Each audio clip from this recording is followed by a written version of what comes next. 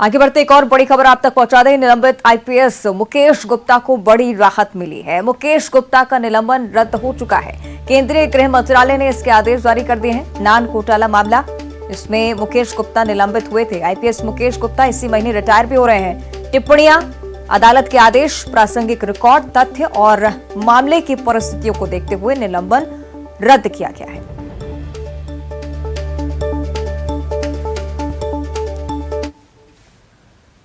और इधर अंबिकापुर में राजीव भवन में जन संवाद कार्यक्रम का आयोजन किया गया और उसमें खाद्य मंत्री अमरजीत भगत और प्रशासनिक अधिकारी मौजूद रहे। कार्यक्रम में सैकड़ों लोग अपनी समस्या लेकर पहुंचे हुए थे, जिसे खाद्य मंत्री ने सुनने के बाद अधिकारियों को जल्द निपटाने के निर्देश दिए। कार्यक्रम में मंत्री ने जरूरतमंदों को विभिन्न मदों से अनुदान की राशि भी वितरित की।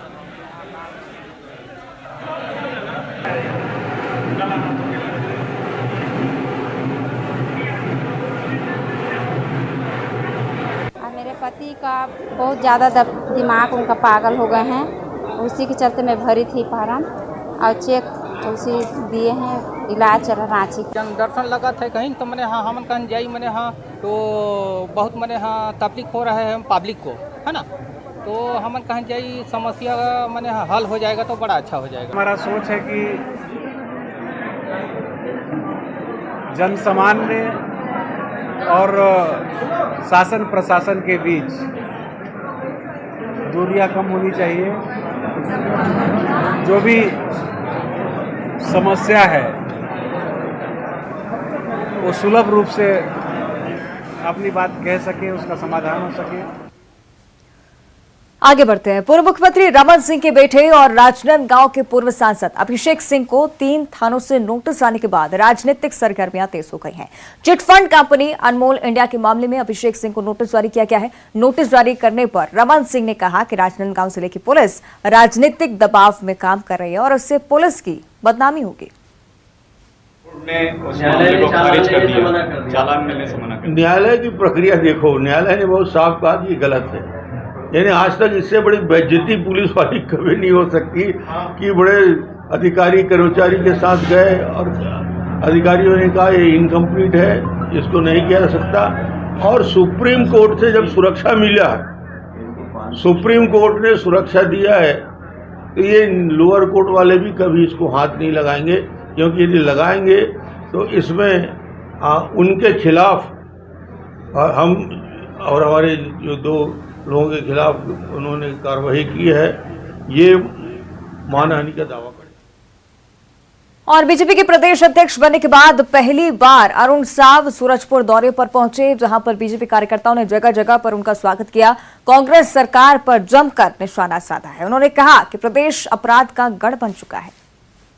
कांग्रेस पार्टी की सरकार है और कांग्रेस पार्टी की सरकार बड़े बड़े वायदे करके जन घोषणा पत्र के माध्यम से गंगा जल हाथ में लेकर कसम खाकर बड़े बड़े वायदे करके भारी बहुमत से सरकार में आई है।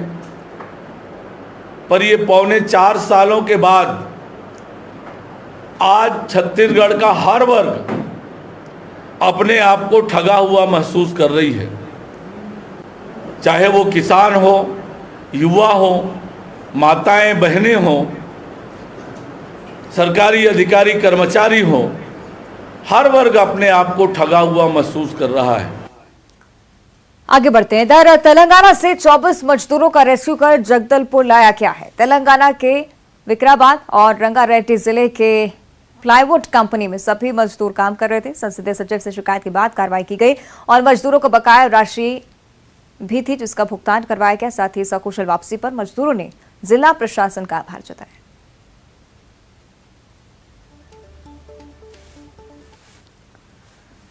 और साथ ही राजधानी रायपुर में नकली बाबा पर शिकंजा कसा गया है। गुड़ियारी इलाके से पुलिस ने 2 नकली बाबाओं को गिरफ्तार किया है। दोनों बाबा बनकर ठगी का धंधा करते थे। दोनों शातिर ठग ग्वालियर के निवासी हैं, जिनके खिलाफ ग्वालियर के भी कई थानों में मामला दर्ज है। 3 दिनों से रायपुर स्टेशन के एक होटल में आकर रुके हुए थे और पुलिस इस मामले में गुड़ियारी थाना पुलिस आरोपियों से पूछताछ कर रही है।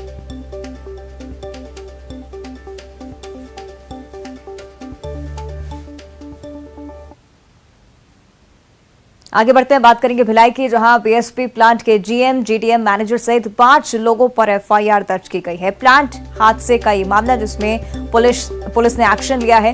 ठेका मजदूर की मौत की जांच के बाद एफआईआर दर्ज की जा चुकी है। जून में प्लांट के ब्लास्ट फर्नेस 7 में एक हादसा हुआ था। वेल्डिंग करते समय झुलसने से एक ठेका श्रमिक की मौत हुई थी। इस पर पुलिस की तरफ से एक्शन लिया गया।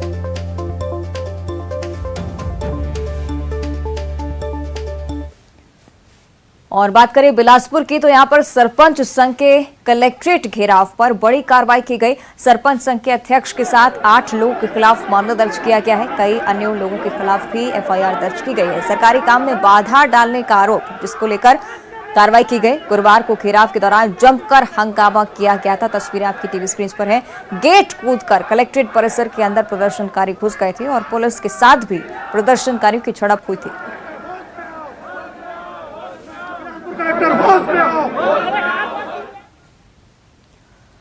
और अगली खबर भी बिलासपुर से, जहां पर पुलिस ने हम जागेंगे आप सोएंगे अभियान के तहत विशेष ऑपरेशन चलाया।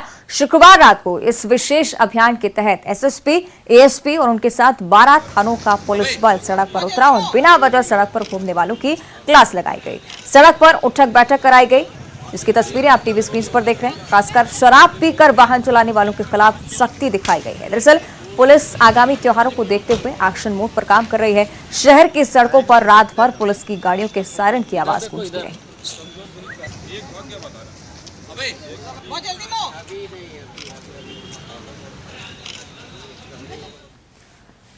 और चलिए बात कर लेते हैं जशपुर की, जहां पर एक महिला स्वास्थ्यकर्मी ने लबालब नदी को पार कर मतलोंगा गांव पहुंचने का काम किया है। महिला स्वास्थ्यकर्मी ने अपनी जिम्मेदारी निभाने के लिए लकड़ियों से बनाए गए एक नाव का सहारा लिया। ये सिर्फ एक दिन या किसी एक व्यक्ति के साथ नहीं हुआ है। नदी पर पुल नहीं होने की वजह से गांव के बाकी लोग भी इसी तरह से नदी को पार करते हैं। शिशु संरक्षण माह के अंतर्गत बच्चों और गर्भवती महिलाओं की जिंदगी सुरक्षित हो, इसके लिए महिला ने अपनी जान दांव पर लगा दी। नदी पार करते महिला का ये जो वीडियो है वो सोशल मीडिया पर लगातार वायरल हो रहा है। मामला मनोरा विकासखंड के अलौरी गांव का।